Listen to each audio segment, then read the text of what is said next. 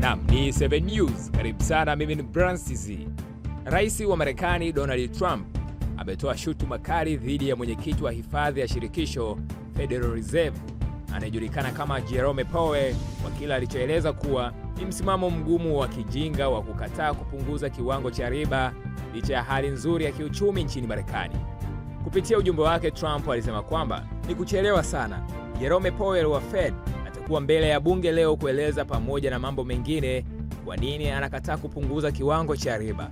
Ulaya imepunguza mara 10, sisi bado 0. Hakuna mfumuko wa bei. Uchumi ni mzuri sana hapa.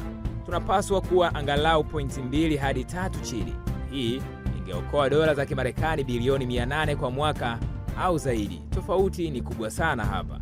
Trump pia alipendekeza kuwa ikiwa hali ya kiuchumi itabadilika baadaye, basi kiwango hicho kinaweza kuongezwa tena, lakini kwa sasa kupunguza riba ni hatua inayostahili.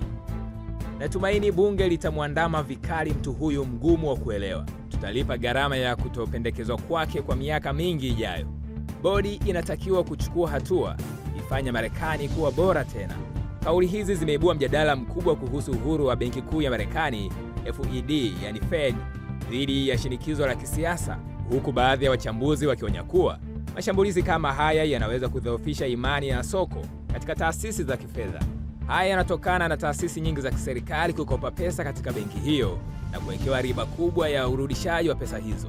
Kwa hiyo Trump amedai kwamba riba ipunguzwe kama ilivyo mataifa mengine ya Ulaya ambayo menyewe tayari yameshapunguza riba zao. Kwa taarifa nyingi zaidi zinazogonga vichwa vya habari duniani, endelea kufuatilia 7 Media kupitia 7 News.